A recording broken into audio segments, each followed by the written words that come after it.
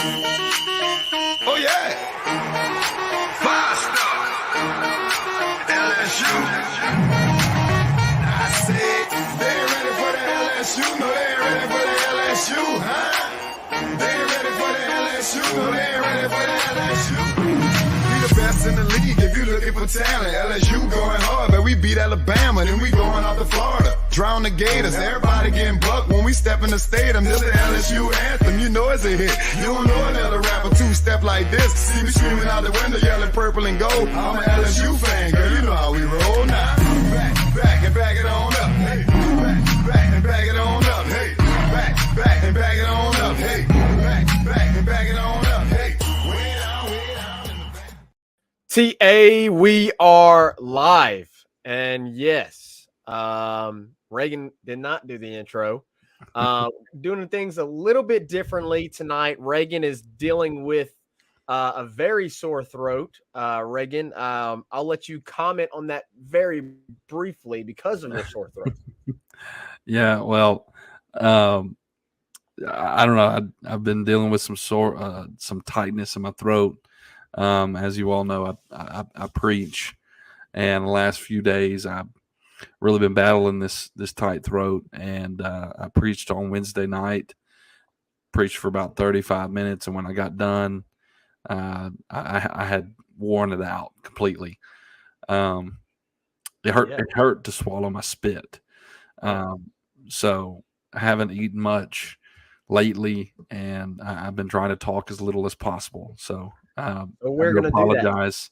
We're going to try and do this somehow, some way, but we'll figure it out. We'll figure it out. So I'll kind of lead conversation here. I'll bring Reagan in whenever we want to ask him a question and get his take on certain things.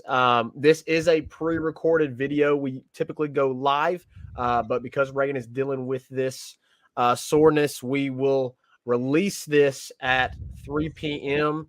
on a Friday. So if you're watching now at 3 p.m. on Friday, welcome to the show. We will not be able to get to your comments because this is a pre-recorded video. So unfortunately, we won't be able to do that. But we are excited to get into this weekend and what is to become of this weekend with some really, really big games for LSU. Obviously, LSU in baseball will begin SEC play against Texas A&M. And obviously, the girls in basketball will begin the NCAA tournament with a home game against Hawaii. But first, Reagan, let's talk about the game against UNO on Tuesday night. Kind of started slow. LSU, as we know, has struggled with left-handed pitchers, and we've seen that in the past. We've seen them struggle with left-handers that throw, not really hard at all, like high 70s, low 80s, and they struggled. But this pitcher for UNO was a left-handed pitcher, and he threw around low 90s. And LSU really struggled with him early to be able to locate his pitches and get a good bat on him. But eventually broke through and ultimately just completely dominated this game. The pitching, as always, was phenomenal. Another shutout for LSU, which continues to lead the country in shutouts. Reagan, what was your take on the game this past Tuesday versus UNO? I really thought it was a great game going into SEC play. It was a challenge. I mean, UNO is a great team. So you saw somewhat of a pitcher's battle for a little bit. And I was really pleased with what I saw out of LSU's pitchers. I was glad that Chase Shores got the start. That's who I really wanted to start because I want him to – ultimately Chase Shores is going to be a starter, a weekend rotation guy at LSU in his career. So I want him to continue and progress in that role. I think they had him on somewhat of a limit, and he did well. And man, Garrett Edwards continues to prove how valuable he is out of the pen. Just awesome stuff from Garrett Edwards, and he's going to be crucial to this pitching staff this year. especially come SEC play, SEC time, when you need a guy to extend. Garrett's done that before. Let's say, on Saturday, let's say Ty Floyd, has like a rough start and can't really get going. And, we're down, say 4-2. You need a guy to come in the third inning because Ty Floyd just ain't got it. Garrett Edwards is one of those guys you could turn to in the SEC. And he's going to be crucial in postseason play. So I really, really like what I saw out of Garrett on Tuesday night because he continues to be really impressive. So that was the highlight of I think, the whole game. And Zach, I don't know if you were listening to the commentating or not, but they were talking about how many runs LSU scores each inning, and that like the sixth run is the most. The sixth inning is where we score the most, and that's really when we broke out. Yep. And really grew our lead. Hopefully, we can continue to score runs in the sixth inning because you keep. For sure. You do that in the SEC play, Zach. The run rule is now in effect in SEC play. Correct. So if you say you score some runs early in the game, 1 through 5, and then you have a breakout inning in the sixth, you're poised to, really win that game early. Yeah, you can end the game early. So I really like to see that trend continue into SEC play as well. Yeah, and it was crazy to see those stats, bro. Like already, I mean, just the fifth inning alone blew my mind. Like I think they've had 30 runs in the fifth inning, and it's like near 50 runs in the sixth inning, which is just absurd. Yeah. So obviously those middle innings is where LSU is having a lot of success. And I think that's really, really good for this team because, you want to be able to head into the later innings and be thinking, okay, let's end this. Let's bring in some guy, if your starter's going well, then, you can be comfortable with potentially bringing in a closer and finishing out the game, especially if in the fifth and the sixth inning, they're stacking on runs. So, not just the stat that of the amount of points that they are putting up in the fifth and the sixth inning, but that it is in the fifth and the sixth inning at that stage in the ball game, these ball games that they've been playing is even more massive to me, because that's when you want to score runs, because then you're able to put teams away later. If you're scoring runs early and then you're not able to score in the later innings, well, then that opens up the door for the other team to come back and potentially beat you, and I know we love these games, but if you're not scoring till later, well, then you're really pinching yourself off and you're making it to where there's so much less room for error, and you just got to come up with clutch hits in the end. It puts it takes off a lot of stress off the pitching staff and the hitters whenever they're going back up to bat in the 8th and the 7th and the 9th. Whenever you have done what you have done this season in the 5th and the 6th, everybody's more relaxed. Everybody's more calm. You can play better baseball, right? And so yeah, I agree. That was very interesting to hear from this past game on Tuesday versus UNO. And yeah, LSU struggled a little bit. Bear Jones, wasn't as, insane as he was this weekend. We still did not see Beloso. What was interesting, though, Reagan, is we did see Alex Milazzo get a start over Brady Neal. And I got to be honest, Reagan, I know last year I was not the biggest Milazzo fan, but, somebody we also saw in Tuesday's game was Hayden Travinski, another catcher that has seen very limited action. And look, Brady Neal is kind of taking a slump here. So I want to get your opinion on this. Do you think that Alex Milazzo and Hayden Travinski, it's strictly based on their performance Tuesday night, so not a whole lot to pull from. But look, Alex Milazzo's he's hitting pretty good right now. I want to say he's hitting above 400 right now in the season. I understand that's very limited at bats, and I understand he's had a couple of bunts that have gone his way this season with errors. But look, I think Alex Milazzo and Haynes Travinski kind of made a statement, or at least put, a question back in the mind of Jay Johnson. Maybe should I look at these guys potentially getting more time? Maybe some more starts at the catcher position with Brady Neal in a slump right now. What do you think about that, Reagan? Well, I would say Travinski is going to be a backup probably the whole season. Milazzo is what is interesting. You're right. He's been hitting a lot better.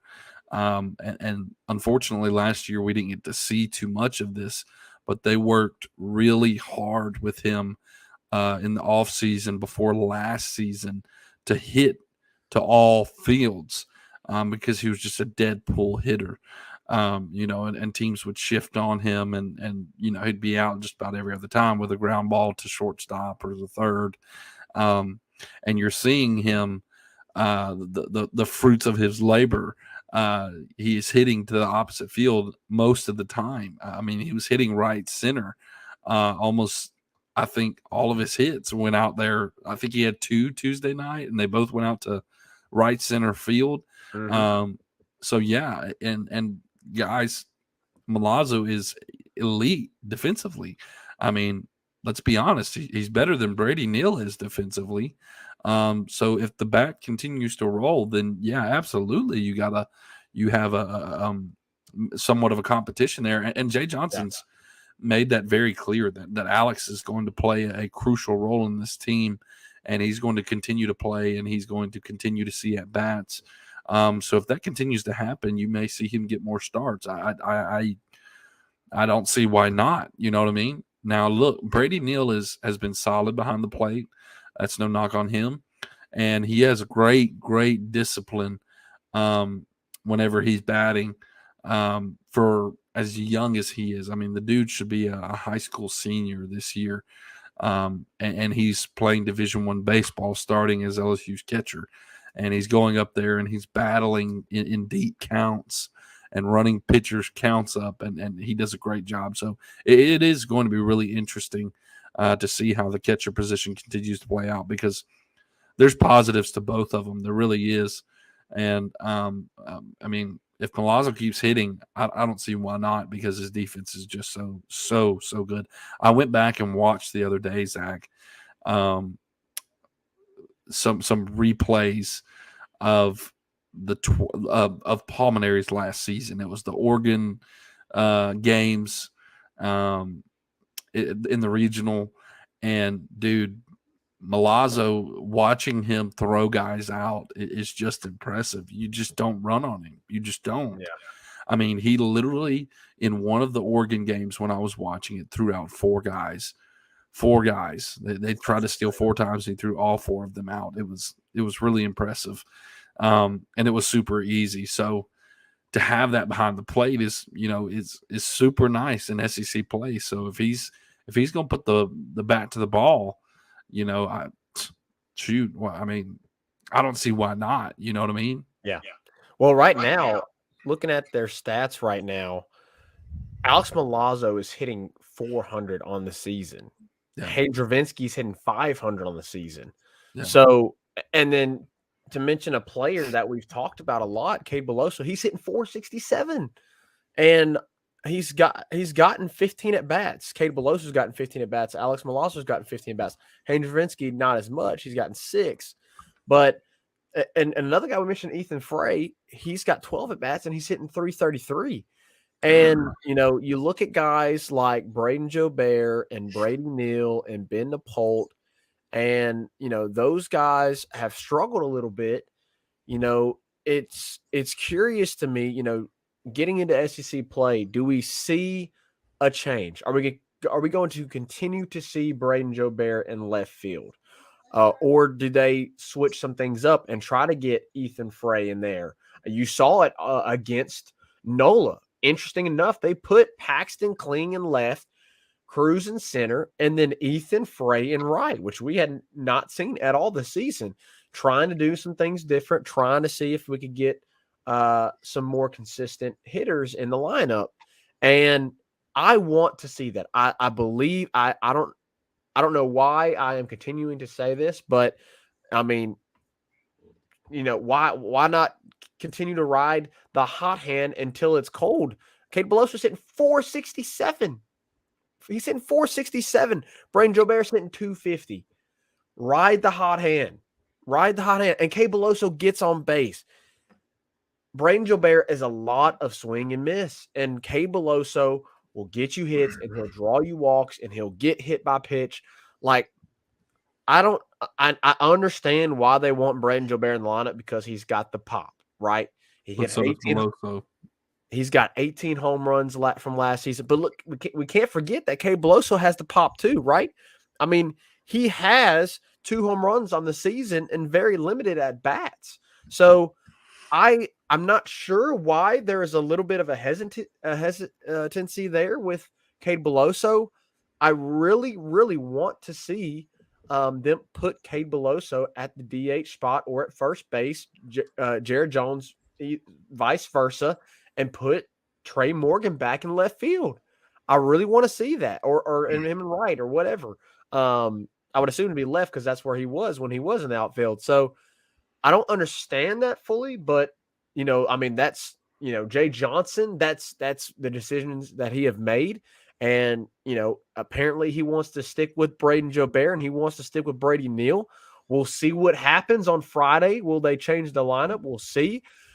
I would personally love to see Cade Beloso at DH, Jared Jones at first, Trey in left, and then potentially Milazzo at catcher to start this series and see what happens.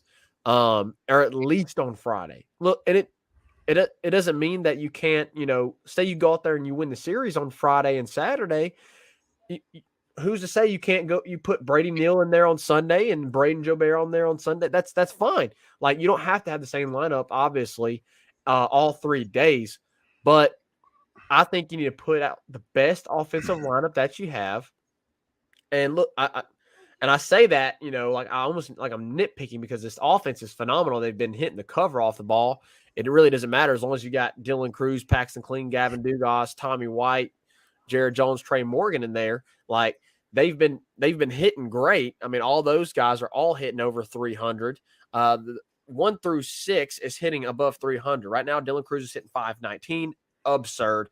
Paxton Kling is hitting 425. Gavin Dugas is hitting 408. Jared Jones 340. Trey Morgan 314. Like, the guys are popping off, right? The only guy that you're going to leave in the lineup that's not hitting that you're truly going to leave in the lineup, because you're not moving 6 guys, right? Or I should say 7. There's 7 guys, or I should say 6. Yeah, there's 6 guys you're not touching. You're not touching Dylan Cruz. You're not touching Paxton Kling. You're not touching Gavin Dugas. You're not touching Tommy White. You're not touching Jared Jones. You're not touching Trey Morgan. I guess I should say 7. You're not touching Jordan Thompson. Correct. The only player out of those 7 right now that is not hitting above 300 is Jordan Thompson. He's hitting 280 right now. So, with those other 2, I would like to see some more flexibility there. I feel like there is a little too much loyalty to Braden Jobert. I'm not saying by any means to just be done with him and put him on the bench, but I think guys like Cade Beloso, Alex Milazzo, and Hadrovinsky, and even Ethan Frey have proven themselves a little bit here and probably need more opportunities. What do you say to all that, Ray? I don't know if there is too much loyalty to Braden Jobert because, I mean, he didn't start Tuesday. He didn't get the start. But I agree with you. I would love to see Trey Morgan back in left field with some form of Beloso and Jones DH first. I really don't care either one. But like that, I think if you move Trey out to left and bring Beloso into the lineup as DH or first, whatever it is, I think that maximizes the potential of your lineup currently. I think currently that is your best lineup hitting wise, offensively. And again, like you said, this may be a little bit nitpicky because we've been, I mean, at this point, we've the baseball. Yeah. I mean, Blake Dean, much respect to you for not putting on the run rule Tuesday night when you very easily could have. I think that was a little bit of a, Jay Johnson, former LSU ties type thing. I think that was kind of maybe had something so. to do with that there. Yeah. Maybe so, but I mean, we would have run ruled like for the fifth straight time or something like that. So, honestly, I'm not too worried about it at this point. If there continues to be a problem, or when we get to SEC play and face better pitching, if there's like a gap in the lineup or like a sure out, then yeah, I think you need to look elsewhere. But I think we're kind of dissecting it a little bit too much at this point because the offense has been phenomenal and the pitching has been, even better. As crazy as that to say, the pitching has been even more impressive. And Zach, the most impressive thing of the entire team, which does not get mentioned enough, is the fielding. Zach, you are the number one team in the country in fielding with 990 fielding percentage. You are number one. You are tied with Abilene Christian for the best fielding percentage in the entire nation.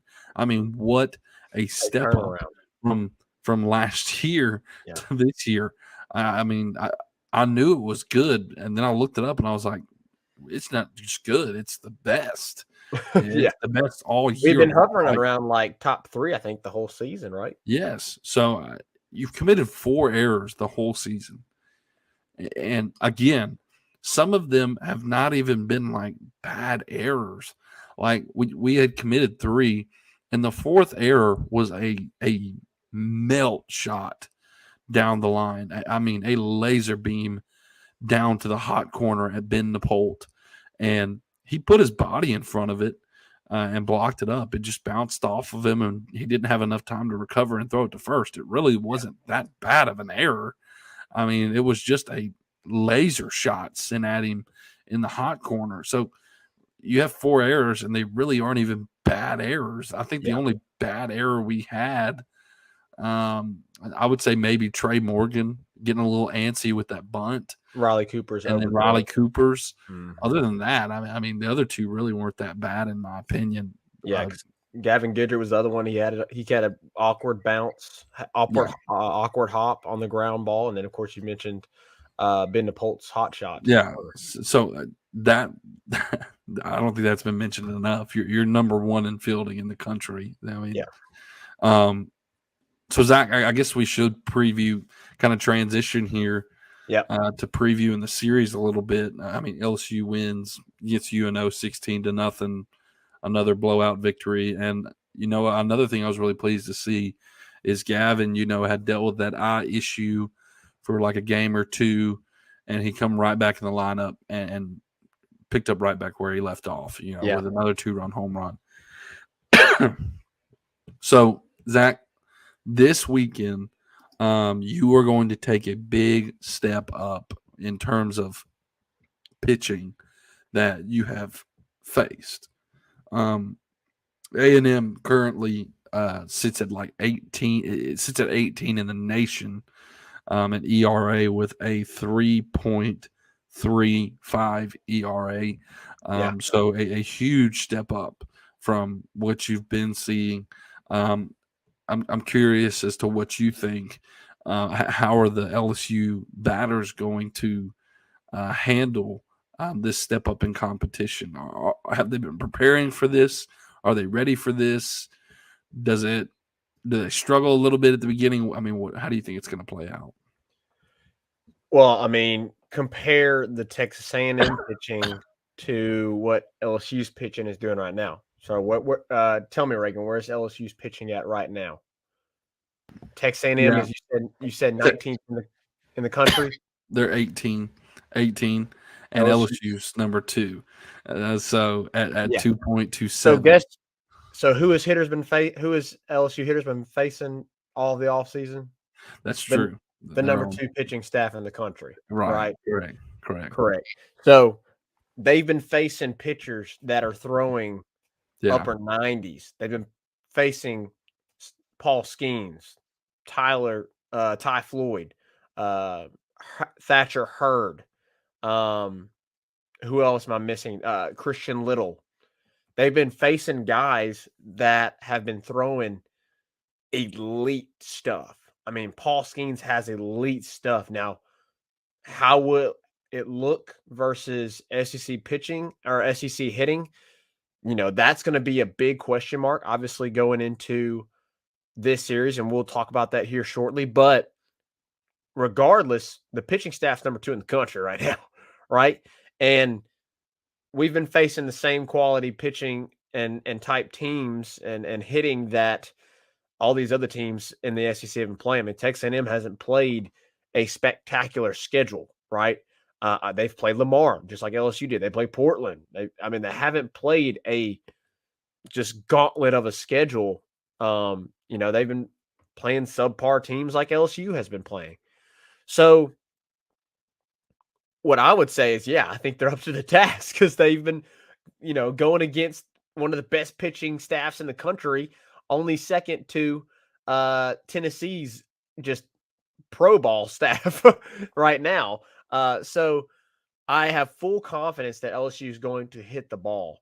Now, is it going to be at the quantity and at the level that they have been? No, of course not. You've been playing mid-major pitchers that are, they don't have the same stuff. They don't have the same movement. They don't have the same speed. They don't have the same ball control that the SEC pitchers do. So is there going to be a drop down in batting average? Yes, of course. That's what happens every single year once you get into SEC play. Some guys are going to get hot. Some guys have been in slumps, and maybe they get hot in the SEC. But, I mean, statistically, your numbers are going to drop once you start beginning to face better pitching. So, yes. Is it going to be tougher? Of course. Do I expect hitters to absolutely shut this LSU offense down? No, because we haven't really seen it yet. Even in the Iowa game, LSU had the chances, right, to break open. They just didn't have the clutch hitting. They had the hitting, right, and they had the players getting on base. The offense was there. They just didn't have the perfect situational hitting. Now, is that a concern for me going to SEC play? You betcha. It's probably one of my biggest concerns. And so maybe we need to talk about, what are some concerns, worries going into this Texas A&M matchup. But for me, Reagan, I would say I fully believe that this offense is still going to continue to hum even through the SEC. Now, are you going to have an off night, have a bad game here and there where you have a really good pitcher, like the Iowa pitcher Brody Breck did and shut you down? Yeah, you probably will. But this offense is going to get theirs. Yeah, and I don't disagree. I'm just really excited to see what this lineup can do against the pitching of the SEC. In terms of their Friday night guy, he's a good pitcher, but he did really have to. I'm trying to remember where it was. I think it was the Minute Maid Park, like Shriners Classic. They lost on Friday night 14-5 to Louisville. Yeah. Just got so if Louisville on a Friday night, their Friday night starter and their Friday night stuff can hang 14 runs on them, I think LSU's pretty capable of doing it. Mm-hmm. Especially when, you got Paul Skeens. You got Paul Skeens behind you. It really helps. I mean, if you score, Zach, I think if you score 5 runs tomorrow, it's over. I think it's over. Like I don't think. I don't think A&M. Yeah, I mean, right around there, 5-7. I think it's over. I don't think they put up that much runs. I mean, they played Tuesday night against Houston, and it was 2-1 in the 8th inning, and they ended up scoring 3 runs. Make it look worse in the top of the 8th or the top of the 9th or something like that.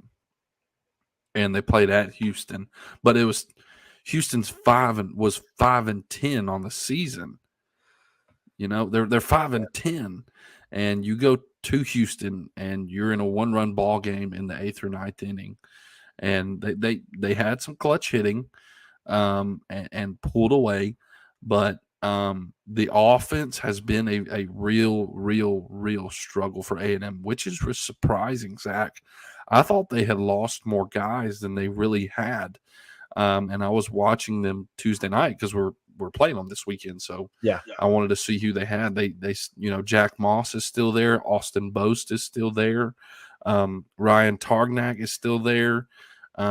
Jordan Thompson, their center fielder, is still there, which is, obviously hilarious that they have a Jordan Thompson. We have a Jordan Thompson. So that is, I think I just named 5 guys that started on their team last year that is returned.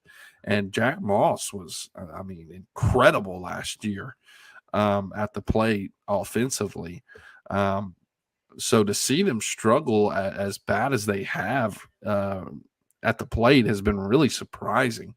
And I think they're in a real rude awakening for this LSU staff this weekend. I think it's going to be a brutal night for them Friday night. I don't want to eat my words, but I think Paul Skeens is going to have his way with them, honestly.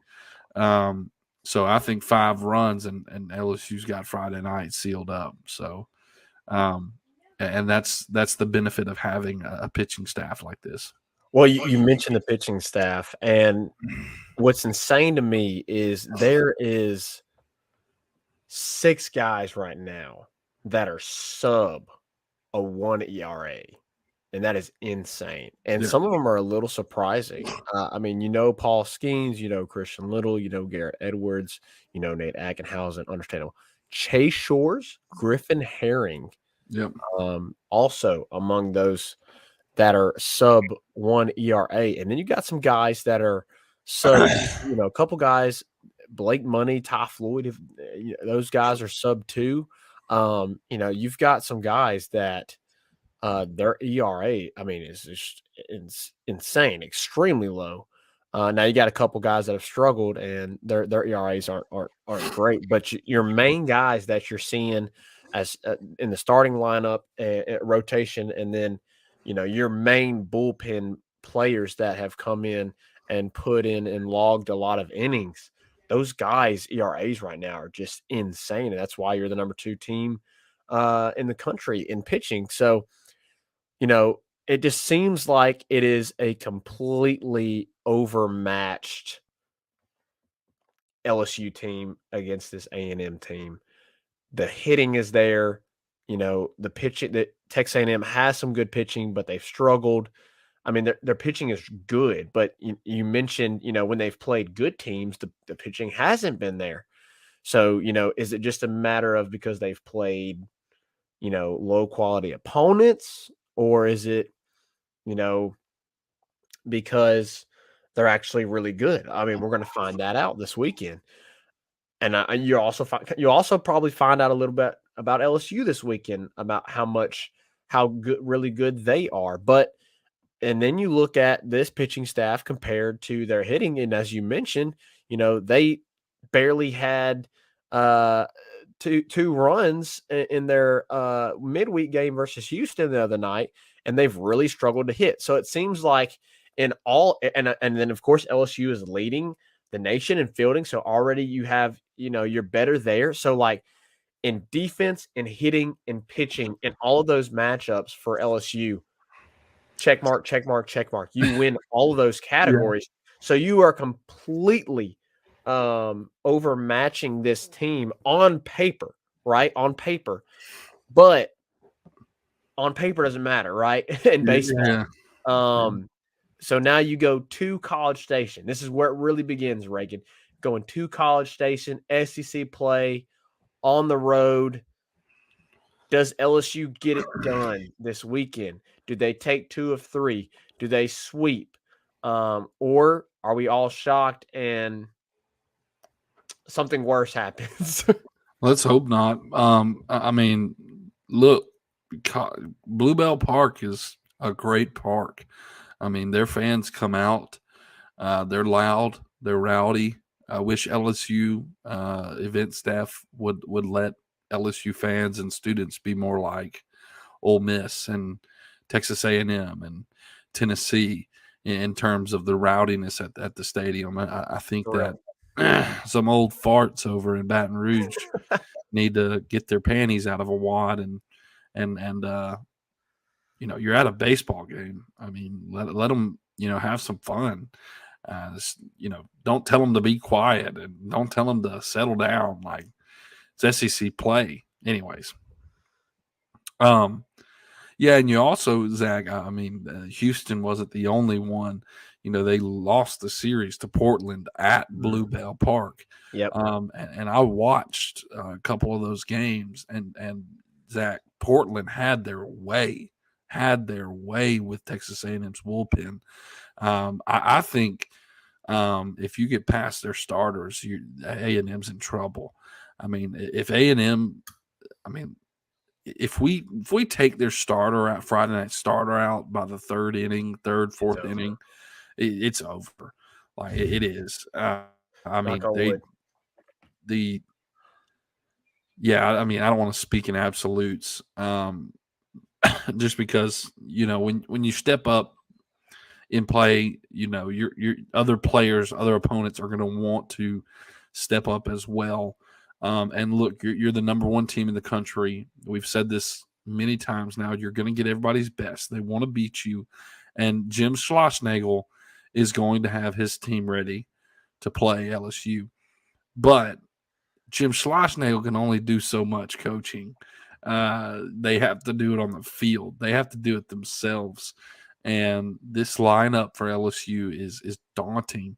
And if you're starting pitchers, if I'm A&M get taken out early, I'm really nervous. I'm really nervous for the bullpen because it hasn't been impressive. So I like LSU's chances. I think we definitely take 2 out of 3. I wouldn't be surprised if we dropped one, let's say Sunday. But honestly, I wouldn't be surprised at all if you sweep. My kind of philosophy when it comes to SEC play is when you go on the road, try and take 2 out of 3, and when you're at home, you go for a sweep. Especially with this team.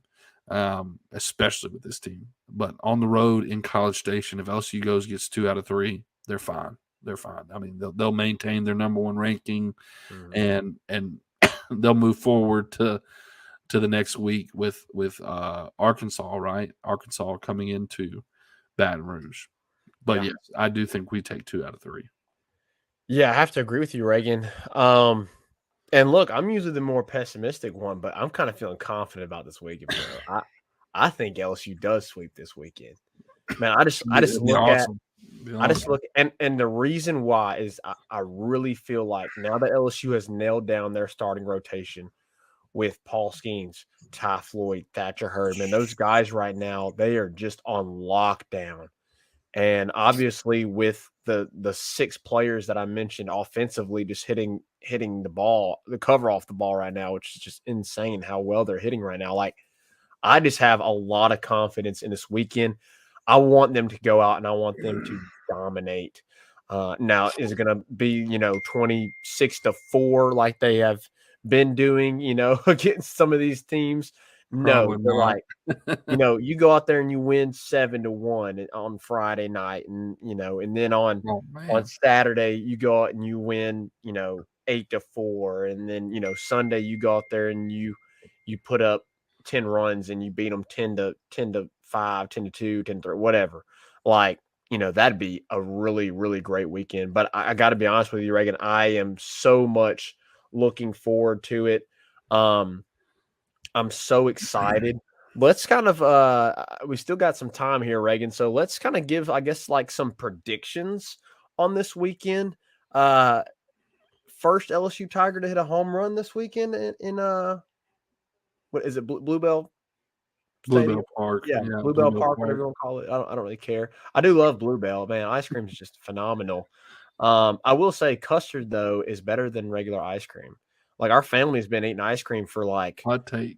like generations. Like, we are just an ice cream eating family.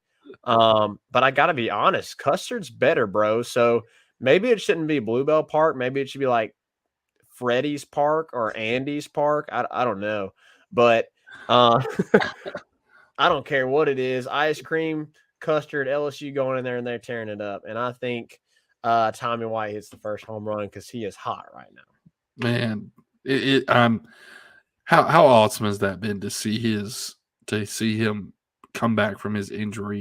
He's tied for first on the team now. With of course Jared Jones. Of course, Jared Jones, had 6 of them, right? It's 6 of them. Yeah, right? they both got 6. Then Dylan Cruz and Gavin Dugas each have 5. So, I mean, 4 guys right now that are just looking really good. Yeah, I've been so pleased with Tommy White. I hate that the season started the way it did because I feel like he'd almost maybe have 10 home runs if it wasn't for his injury. Yeah, because he didn't play the whole weekend, and I don't think he played the midweek either, did he? Right, correct, and I think he was back in the lineup that next weekend. But yeah, he's coming in and he's doing what you wanted him to do. You expected him to do. Look, he hit 27 home runs, but his batting average was also like 362 last year at NC State. So he's going to be not just a home run hitter, but a consistent hitter, a guy who brings runs in, when you got guys on base. So I've been really pleased with that. Dude, and I love his mentality to cut you off. Sorry. Yeah, go ahead. Dude, when he goes to the plate, like literally in Tuesday night's game, he's still at the plate, and we are just beating the dog crap out of him, 16-0. He's trying to knock it out. And we've got bases juiced, 2 outs, and he is trying to hit the cover off the ball. And then he's pissed at himself when he strikes out, like he's pissed. Yeah. So, I love that mentality by him. Well, you also see whenever you get, which by the way, I think we lead the country. We probably lead the country in hit by pitch too. Dude, we get hit. Look it up. You continue, and I'll look it up. We get hit by a pitch. I mean, like at least twice. It feels like every single game. I mean, it's ridiculous. So they've been hit by a pitch 44 times this year. What is that?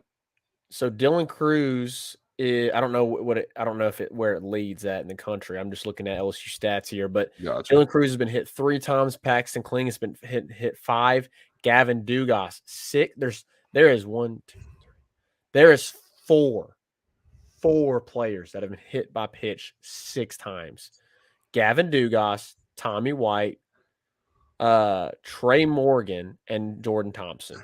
Okay, so we're tied for 6th. That's actually kind of surprising. I thought it'd be higher. 6. Paxton Kling's been hit 5 times. Brady Neal 3, Braden Jobert 2, Ben DePolt 2, Cade Belosa's been hit twice. Josh Pearson, Gavin Guidry, and Jack Merrifield have all been hit once. Dude, southeastern Louisiana leads the country. In 17 games, they've been hit by the ball 65 times. Oh my God. They are hugging the plate, bro. They're hugging it. I mean, they're on the plate. Gotta be. That's insane. Yeah, we're tied with 4 teams at 44 for 6th place hit by pitch. I mean, I don't shoot. Keep pegging us. I mean, Zach, they're hugging the plate. That's the Jay Johnson thing. They are way up in the batter's box, hugging the plate, and it forces pitchers to put it in there. I mean, they got to play it tight, Zach, or they're pitching it outside. That's one thing that I think we need to talk. Well, it hasn't been mentioned. Is we're not seeing a lot of solo shots. We're seeing a lot of meaningful home runs, like 2, 3 grand slam type home runs, more than just solo shots. And that has been what has been really pleasing is like we're hitting it out when there's guys on base. And that hit by pitch really, if you crowd in the plate, you get hit by a pitch, man, take it. Because there's a guy in the lineup behind you that surely could hit one out. And they're getting walked. They're getting walked too. So this is mind-blowing. Just mind-blowing. Dylan Cruz has walked 18 times this year. Brady Neal, another reason that probably Jay Johnson has left him in the lineup a Yeah, lot. his plate discipline's amazing. He's walked 15 times. Yeah. which is second in the on the team by a lot. The next closest is 9, and that is surprising, Jared Jones. That's surprising. That is surprising because he's got the high number of strikeouts, but it's very surprising that he's got the high number of walks as well. Gavin Dugas has got 8. Jordan Thompson also has 9. There's a couple guys with 7. Trey, Braden Jabert, Ben DePault. So, their guys are getting on base. They're getting hit by pitch. They're getting walked, and then guys are coming up hitting dingers. Do you think like maybe that's a reason why we don't see LSU steal as much? Because Jay knows guys are going to get on, but by getting hit and getting walked. Yeah, I mean, there's no need to steal with this lineup. There's just no need. But you did, Zach, see Tuesday night when it was we were kind of struggling. You saw the bunts kind of show up with Jay. I'm trying to remember. They bunted twice. Yeah, they bunted twice, and it became really successful. I mean, there was one that was thrown wild with Milazzo. Yeah, and ended up scoring 2 runs, and I was pretty happy like with the moments he did it, because it was like we had been struggling a little bit to get the ball rolling, and to get runs in, and then it was like once that happened, the rest of the team kind of fed off of that. Like, you know what I mean? Like, it was like the perfect moment to do it. I think Tommy White had already hit his home run. It was 3-0, but the rest of the team was kind of struggling, and we laid those bunts and scored some more runs, and it was like, all right, here we go. Then we ended up scoring 16. So it was like almost an energizer. I think it was used perfectly. I think it was timed perfectly, and it was the right time to do it.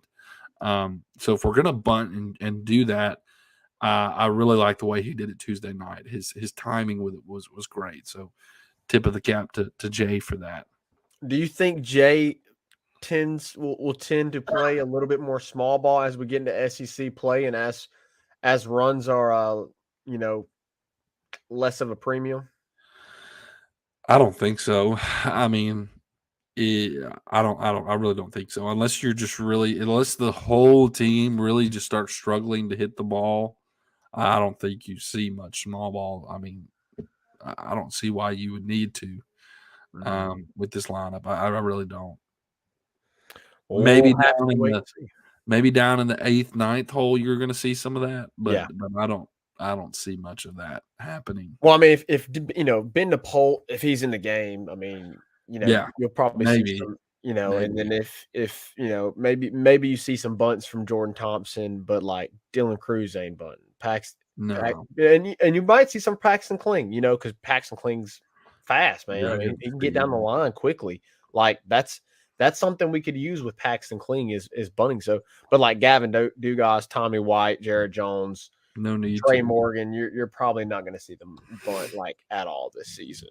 So I get your point there, but we'll have to wait and see and how this offense performs. I'm super excited about tomorrow night. As we're recording this, it'll be tonight. But also on Friday, or today, I should say, as we have pre-recorded this, is LSU women's basketball in their very first round game versus Hawaii. We will get to that and break it down, preview that right after this message. 5-Star Hero, your intro and outro music for the Tigers Avenue show.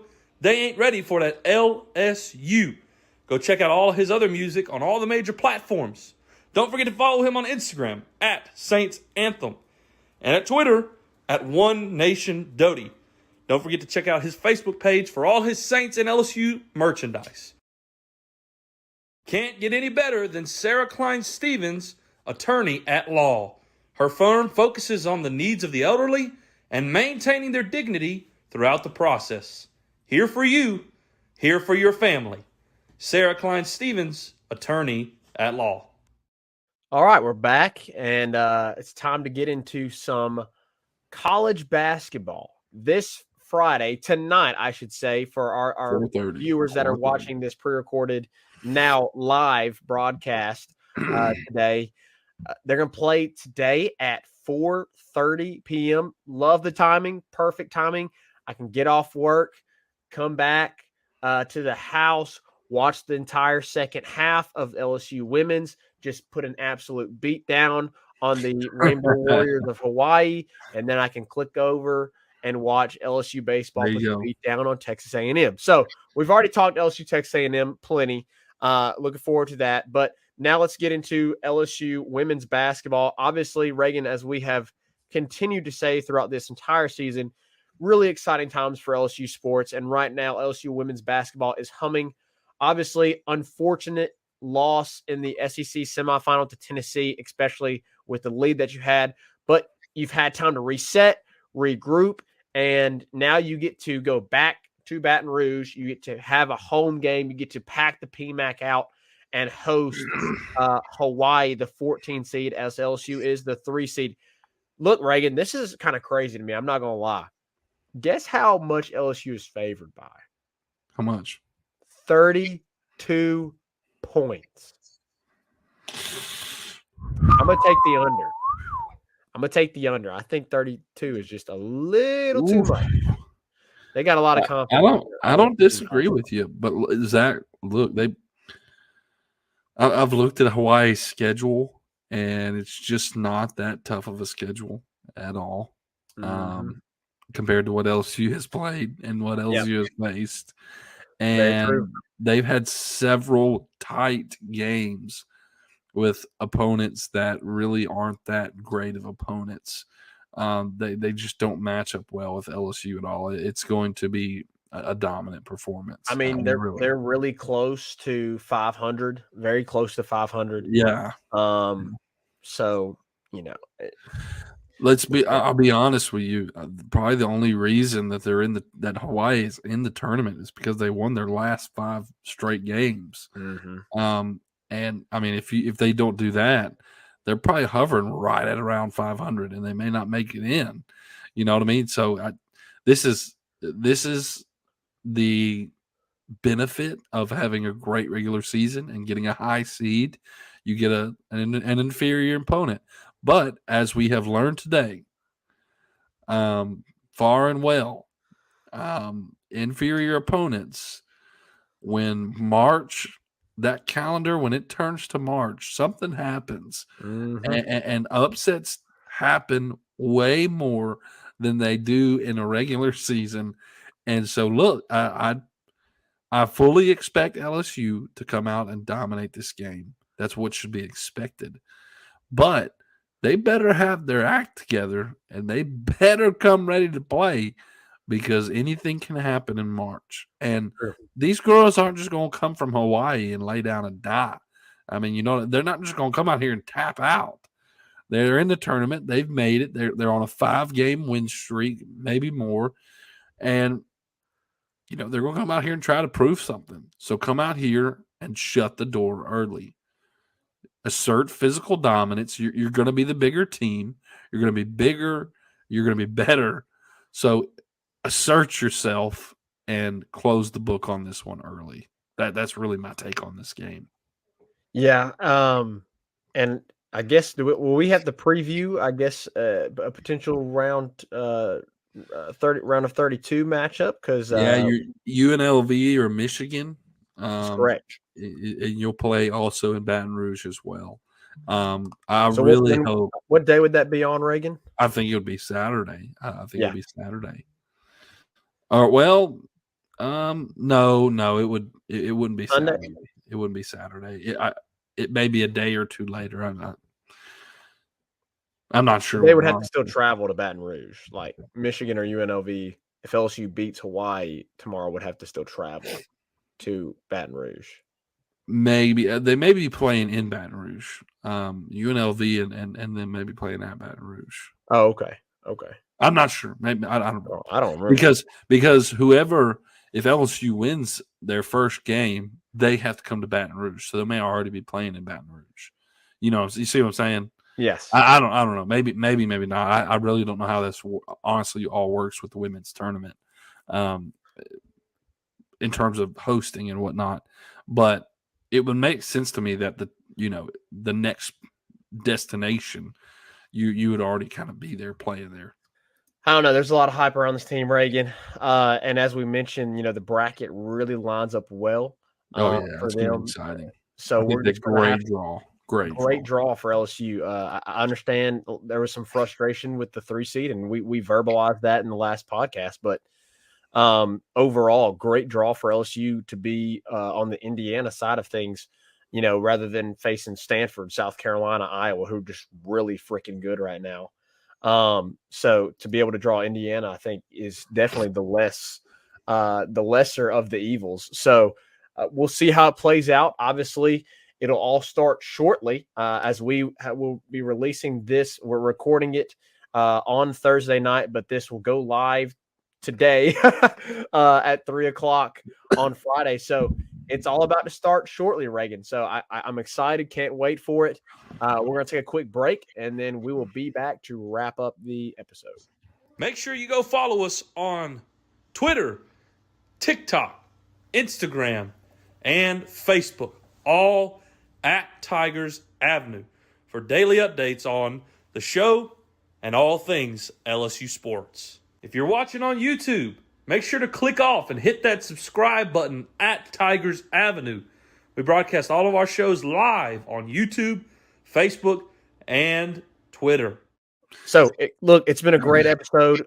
We do want to apologize. I know Reagan has been dealing with this sore throat for a while now. So, little different episode here as kind of been taking the lead for him. I know Reagan usually takes the lead and kind of directs the show, but we're going to let his voice rest, and hopefully it'll be good to go on Monday when we come back and recap all of the games that the girls played in the NCAA tournament, and of course the weekend for LSU men's baseball and their weekend series versus Texas A&M. It's been a great show. All the action is about to start here shortly on this Friday. I'm so excited, Reagan. Can't wait for it. Any closing comments? I know your voice is about gone. So any final comments before you get to finally rest it? What you don't know is I almost died during that break. I was literally, I came back from the break. You probably couldn't see me wiping my eyes. My eyes were watering. So my closing comment, I mean, I just want to see the women dominate today, excuse me. And I'm really excited about LSU going on the road to start SEC play. I think that's the perfect way to start. And I think it lined out perfectly with it being A&M on the road. So I think it's going to be a great challenge for the guys. And I'm really seeing how they really looking forward to see how they open up SEC play. Super excited. All right, guys. Well, this has been episode 101. We had 100 last week. It was a blast. And here's to another 100 starting with 101 tonight. We've enjoyed it. Had a blast. 5-star Hero, take us out. Peace.